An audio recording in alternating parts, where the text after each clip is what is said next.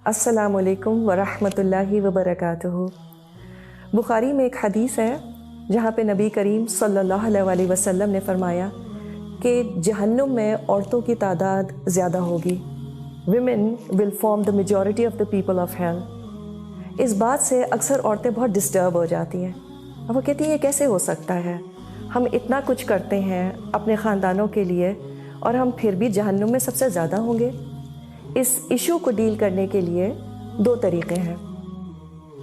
एक तो ये कि इस हदीस को किसी तरह से मैं गलत साबित कर दूँ, trying to find some kind of flaw in this because according to my logic it doesn't make sense. How dare attitude. दूसरा तरीका ये है कि मैं इस बात पर फिक्र करूँ कि आखिर ऐसा क्यों है। Why will most women end up in hell? तो हमें नबी करीम सल्लल्लाहु अलैहि वसल्लम ने इसकी वजूहात भी बता दी और एक वजह यह है कि औरतें शौहरों की शुक्रगुजार नहीं होती। They're not grateful to their husbands. अब सवाल ये पैदा होता है कि किस बात का शुक्र, ये कि वो मुझे मारते नहीं हैं दूसरे मर्दों की तरह, या मुझे सुबह शाम खाना खाने को देते हैं, मुझे कपड़े बनाने देते हैं, ये तो सब मैं खुद भी अफोर्ड कर सकती हूँ। क्या मुझे जहन्नुम में इसलिए फेंका जाएगा? तो फिर मैं क्या कर सकती हूँ। सवाल ये पैदा होता है कि क्या आपके शौहर सिर्फ एक ब्रेड विनर की जिम्मेदारी ही पूरी करते हैं? क्या उन्होंने कभी आपकी परेशानी में आपको अच्छा मशवरा नहीं दिया?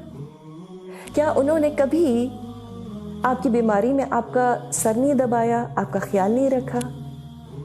या आप थकी भी हो तो शायद आपको पानी ला के दे दिया हो, आपके लिए कॉफ़ी बना दी हो, किचन में आकर ज़रा हाथ बटा दिया हो, कुछ नहीं तो साथ आकर खड़े हो गए हो just to give you company. बच्चे जब तंग कर रहे हो तो उनको समझाया हो कि देखो mama does a lot for you, be nice to her. शायद बीच रात में कभी आपकी तबीयत ख़राब हो गई हो और वो उठकर फार्मेसी से आपके लिए दवा ले आए हो। शायद घर की कभी उन्होंने ग्रोसरी कर दी हो और ये भी हो सकता है कि एक आध दफ़ा ग्रोसरी बैग में से आपकी फेवरेट चॉकलेट निकल आई हो। क्या कभी ऐसा नहीं हुआ कि घर में खाना होने के बावजूद उन्होंने कहा हो चलो let's go out for dinner? क्या ये कभी नहीं हुआ कि घर की छोटी मोटी चीज़ें, कोई नल का ख़राब हो गया हो और उन्होंने अपना आधा संडे उसको ठीक करने में लगा दिया हो? और क्यों? क्योंकि आपको परेशानी हो रही थी। And I can keep going on and on.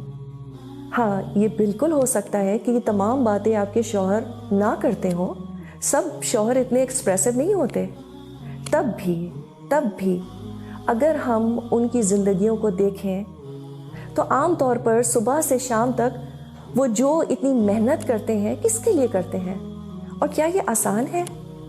हम कहते हैं सब मर्द करते हैं, what is the big deal? अगर हमारे शौहर हमें कहीं ये कह दें कि what is the big deal, सारी औरतें बच्चे पैदा करती हैं, उठो एंड गेट गोइंग, हमें तो लिटरली आग लग जाए, रोना धोना और पता नहीं किस किस को फ़ोन कर डालें कि इनको तो मेरी कदर ही नहीं है। तो मर्द पत्थर के नहीं बने होते, उनका सुबह से शाम तक काम करना इज़ अ बिग डील। और हमें करना भी क्या है अपने आप को जहन्नुम से बचाने के लिए? एक लफ्ज़ अप्रिसिएशन का, थैंक यू सो मच, बस that's all Allah aspects from us. जब वो घर आते हैं तो चाय पूछ ली, कुछ प्लेजेंट बातें कर ली, कभी कभी कुछ भी करने की ज़रूरत नहीं होती, बस अपना सारा काम छोड़ के ज़रा हाल हुलिया ठीक करके उनके पास बैठ जाएं जाकर। और इसकी आदत बच्चों को भी डालें।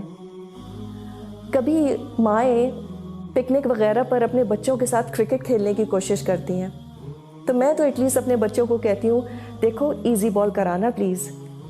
अल्लाह सुब्हाना ताला is so merciful to us women, he knows us too well. Sometimes he gives us such easy balls to play, मगर हमारा सारा फोकस किस बात पे होता है? But why. थोड़ा सा ज़रा हाउ भी देख लें। It can't get easier than this.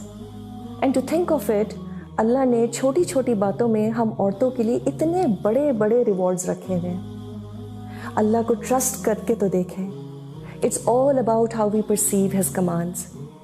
So the trick is to forget about why and focus on how. It doesn't get simpler than this.